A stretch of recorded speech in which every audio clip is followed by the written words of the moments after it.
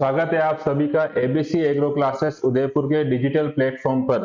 Soil chemistry के जो chapters चल रहे हैं उसी के अंदर एक बहुत छोटा सा लेकिन बहुत इंपॉर्टेंट टॉपिक है, उसी चैप्टर की आज हम बात करने वाले हैं। उस चैप्टर का नाम है आयन विनिमय, आयन एक्सचेंज। तो चलिए स्टार्ट करते हैं आयन विनिमय। नेक्स्ट देखिएगा, जब हम बात करते हैं आयन विनिमय तो आयन विनिमय का जो डेफिनेशन होता है, नाम से पता लग रहा है आयनों का आदान प्रदान। विनिमय का मतलब होता है एक्सचेंज। तो उसकी जो एग्जैक्ट परिभाषा है वो देखिएगा। सबसे पहले याद रखिएगा, ये जो प्रक्रम है, ये किस तरह का प्रक्रम है? ये प्रक्रम है उत्क्रमणीय प्रक्रम। किस तरह का प्रक्रम है? उत्क्रमणीय प्रक्रम। उत्क्रमणीय प्रक्रम की जब हम बात करते हैं तो इसके अंदर याद रखिएगा, सजातीय आवेश वाले आयनों का, सजातीय आवेश का मतलब होता है अगर एक के ऊपर धन आवेश है तो दूसरे के ऊपर जिससे परिवर्तन होगा उसके ऊपर भी आवेश कौन सा होगा? धन आवेश होगा। तो लिखा हुआ है सजातीय आवेश वाले आयनों का परस्पर विनिमय हो जाना। सजातीय आयन वाले आयनों का आपस में विनिमय हो जाना, एक्सचेंज हो जाना, इसी प्रक्रिया को कहा जाता है आयन विनिमय परिभाषा। नेक्स्ट देखिएगा, ऐसी प्रक्रिया, अगर आपसे एग्जैक्ट इसकी परिभाषा पूछें कि आप समझ तो गए लेकिन आप लिखेंगे क्या, तो देखिएगा ऐसी प्रक्रिया जिसमें आयंस का विस्थापन होता है इसे आयन विनिमय कहा जाता है। विस्थापन का मतलब भी वही होता है विनिमय, एक का दूसरे से एक्सचेंज हो जाना, लेकिन वो होने कैसे चाहिए? सजातीय होने चाहिए। और ये जो पूरा प्रक्रम है वो कैसा होता है? उत्क्रमणीय होता है। याद रखिएगा इस तरह का उत्क्रमणीय प्रक्रम होता है। तो इसकी परिभाषा देखिए, ऐसी प्रक्रिया जिसमें आयंस का विस्थापन होता है उसे आयन विनिमय कहा जाता है। अब देखिए, जब आप आयन विनिमय की बात करते हैं तो ये आयन विनिमय दो प्रकार का होगा। अभी मैंने आपको बताया सजातीय, सेम आवेश होना चाहिए। तो आप जानते हैं आयनों में आवेश तो दो ही होते हैं, या तो वो धन आवेश होंगे या ऋण आवेशित होंगे।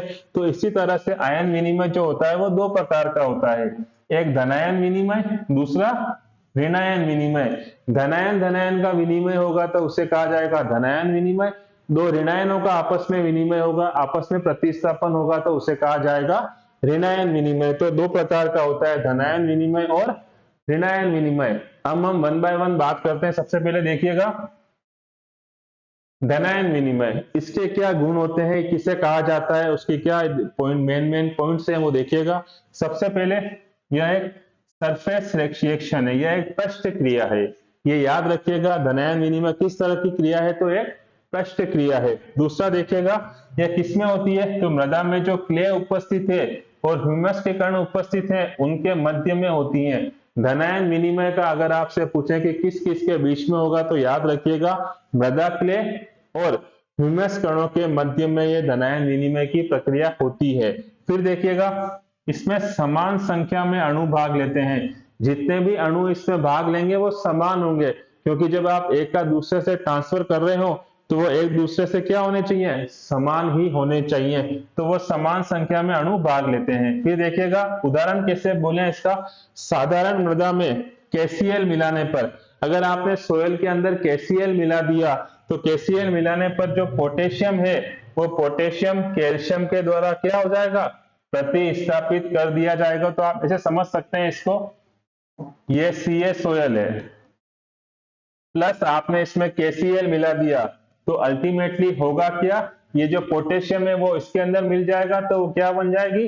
Potassium soil plus CaCl2। इस तरह से इस पूरे प्रक्रिया में क्या हुआ? पोटेशियम का कैल्शियम से क्या हो गया? प्रतिस्थापन हो गया। इसी चीज को कहा जाता है धनायन विनिमय। तो देखिएगा, साधारण मृदा में केसीएल मिलाने पर, साधारण मृदा में केसीएल मिलाने पर पोटेशियम का, इस पोटेशियम का प्रतिस्थापन किससे हो जाएगा? कैल्शियम से हो जाएगा। क्योंकि आप जानते हैं पोटेशियम के ऊपर भी धन आवेश होता है, कैल्शियम के ऊपर भी धन आवेश होता है। तो पोटेशियम और कैल्शियम का एक दूसरे से क्या हो गया? विनिमय हो गया, आदान प्रदान हो गया, एक्सचेंज हो गया। यही तो हम बात कर रहे हैं कि आयन विनिमय में होता क्या है? आयनों का एक्सचेंज होता है। लेकिन याद रखने लायक बात है कि वो समान आवेश होना चाहिए, धन आवेश से धन आवेश का, ऋण आवेश से ऋण आवेश का। तो देखिए, ये हमने जो बात करी वो थी धनायन विनिमय की। धनायन विनिमय की क्रियाविधि क्या है देखिएगा। कैसे वर्क करता है, तो पहले याद रखना, अगर आपसे ऐसा क्वेश्चन पूछ ले कि धनायन विनिमय किस सिद्धांत के ऊपर वर्क करता है, तो उसका आंसर है इस सिद्धांत के ऊपर वर्क करता है, तो उसका आंसर है विद्युत गति के सिद्धांत के ऊपर। यह प्रश्न ऑब्जेक्टिव में आ सकता है कि धनायन विनिमय का मुख्य सिद्धांत क्या है जिस पर वो वर्क करता है, काम करता है, तो उसका आंसर है विद्युत गतिकी सिद्धांत पर आधारित है। अब जो विनिमय आयन कर रहे हो आप, वो दो प्रकार के होते हैं, एक धनायन होता है, दूसरा ऋणायन होता है। एक धनायन होता है, दूसरा ऋणायन होता है। विनिमय आयन के अगर आपसे प्रकार पूछे तो वो दो ही होते हैं, धनायन और दूसरा ऋणायन। नेक्स्ट देखिएगा, ऋणायन का विनिमय क्या होता है। धनायन का विनिमय तो अभी मैंने बताया आपको, जिसमें दो धनायनों के मध्य आदान प्रदान होगा। दूसरी बात करते हैं ऋणायन विनिमय। तो ऋणायन विनिमय का दूसरा नाम है, इसे अम्ल विनिमय भी कहा जाता है, एसिड एक्सचेंज भी कहा जाता है।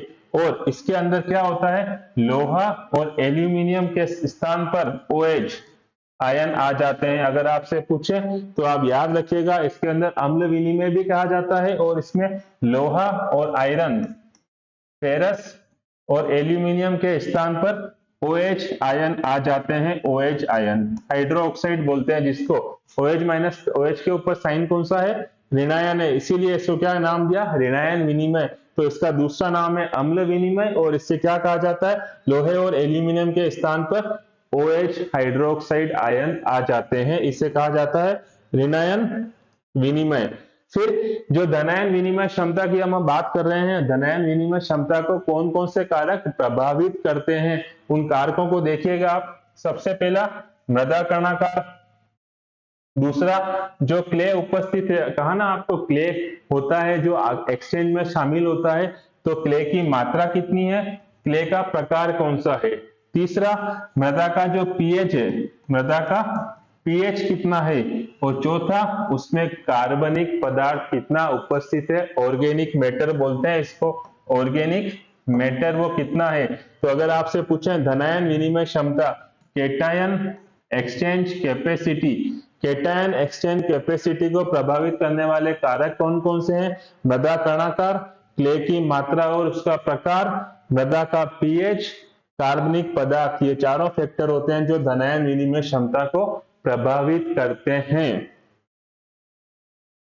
फिर एक इंपॉर्टेंट क्वेश्चन बनता है फॉर्मूले के ऊपर। तो एक फॉर्मूला है, याद रखिएगा, मृदा का प्रतिशतता बेस संतृप्ति, जिसको सैचुरेशन बोलते हैं, सैचुरेशन, इसका क्या फॉर्मूला होता है। तो इसका फॉर्मूला याद रखिएगा, एक नंबर के क्वेश्चन में भी आ सकता है और कहीं ऑब्जेक्टिव में 4 विकल्प दे रखे हो उसमें भी आ सकता है। तो आप देखिएगा इसका आंसर, मृदा का प्रतिशतता बेस संतृप्ति का फॉर्मूला क्या है। तो उसका देखिएगा आंसर, कुल विनिमयशील भस्म, ये तो ऊपर लिखेंगे, कुल विनिमयशील भस्म अपॉन धनायन विनिमय क्षमता, जिसको हम बोलते हैं केटायन एक्सचेंज कैपेसिटी। तो ऊपर आएगा कुल विनिमयशील भस्म, उसके नीचे आएगा धनायन विनिमय क्षमता, और इसको 100 से गुणा करना है। इसको किससे गुणा करना है, इसको 100 से गुणा करना है। अगर आप फॉर्मूले वाइज जाना चाहो तो ये देखिए, V equal to 100S upon T, याद रखिएगा 100S अपॉन T। अगर आपसे फॉर्मूला पूछे तो, अगर सिंबॉलिक फॉर्म में पूछे तो V equal to 100S upon T, और आपको लैंग्वेज में पूछे तो कुल विनिमयशील भस्म अपॉन धनायन विनिमय क्षमता इंटू मल्टीप्लाई बाय 100। इस फॉर्मूले के द्वारा आप मृदा का प्रतिशतता बेस संतृप्ति ज्ञात कर सकते हो, ऑब्जेक्टिव में प्रश्न बनता है। नेक्स्ट देखिएगा, आयन विनिमय, जो हमने अभी बात करी कि इतना छोटा सा टॉपिक है लेकिन इसकी इंपॉर्टेंस क्या है, हम क्यों इसे पढ़ रहे हैं। तो अगर क्वेश्चन पूछे कि आयन विनिमय का महत्व लिखिए, तो ये 4-5 पॉइंट याद रखिएगा आप। सबसे पहला, पोषक तत्वों की उपलब्धता को प्रभावित करता है। आयन विनिमय के थ्रू आपको बताया आदान प्रदान किसका होता है, आयनों का। आयन कैसे, धनायन भी हो सकते हैं, ऋणायन भी हो सकते हैं। और आपको ये चीज याद होगी या आप जानते होंगे कि पोषक पदार्थ जब पौधों को उपलब्ध होते हैं तो वो उदासीन रूप में उपलब्ध नहीं होते हैं, वो आयन के रूप में उपलब्ध होते हैं। चाहे वो धनावेश हो चाहे ऋणावेश हो, चाहे वो धनायन हो चाहे ऋण आयन हो, तो वो उपलब्ध किस रूप में होते हैं? आयन के रूप में होते हैं। तो ये लिखा हुआ है पोषक तत्वों की उपलब्धता को आयन विनिमय प्रभावित करता है। दूसरा पॉइंट, मृदा की जो स्थायी संरचना होती है उसके लिए भी रेस्पॉन्सिबल होता है। आयन विनिमय जब होगा तो मृदा की जो संरचना है उसको प्रभावित करेगा ही करेगा। तो दूसरा पॉइंट याद रखिएगा, मृदा की स्थायी संरचना के लिए भी जिम्मेदार होता है कौन? आयन विनिमय। तीसरा पॉइंट देखिएगा, अम्लीय और क्षारीय मृदाओं में सुधार करता है। ये आप जानते होंगे, हम चूने का उपयोग करते हैं सुधारने के लिए, हम जिप्सम का उपयोग करते हैं सुधारने के लिए, अम्लीय के लिए चूने का उपयोग करते हैं, क्षारीय के लिए जिप्सम का उपयोग करते हैं। तो इसी तरह से आयन विनिमय जो होता है वो अम्लीय और क्षारीय मृदाओं में सुधार के लिए भी उत्तरदायी होता है। और देखिएगा, उर्वरकों के प्रभाव को प्रभावित करता है। जब आप खेत के अंदर उर्वरकों का उपयोग करते हैं तो वो उर्वरक भी घुलनशील होकर आयन के रूप में ही उपस्थित होंगे, आयन के रूप में ही पौधों को मिलेंगे। तो उन सारे उर्वरकों के प्रभाव को भी आयन विनिमय प्रभावित करता है। तो देखिए, आज हमने एक बहुत छोटा पर इंपॉर्टेंट टॉपिक कवर किया जिसका नाम ही था आयन का विनिमय। आयन विनिमय ये एग्रीकल्चर केमिस्ट्री का बहुत इंपॉर्टेंट टॉपिक है जिसमें से ऑलमोस्ट हर एग्जाम में प्रश्न बनते हैं। उम्मीद करता हूं मैंने सारे जो एस्पेक्ट कवर किए हैं वो आपको समझ में आए होंगे। आशा करता हूं कि ये वीडियो आपको पसंद आया होगा। इसे लाइक, सब्सक्राइब और शेयर करिएगा जिससे आगे आने वाले सारे वीडियो के लिंक आपको मिलते रहें। जुड़े रहिए एबीसी एग्रो क्लासेस उदयपुर के परिवार के साथ। धन्यवाद।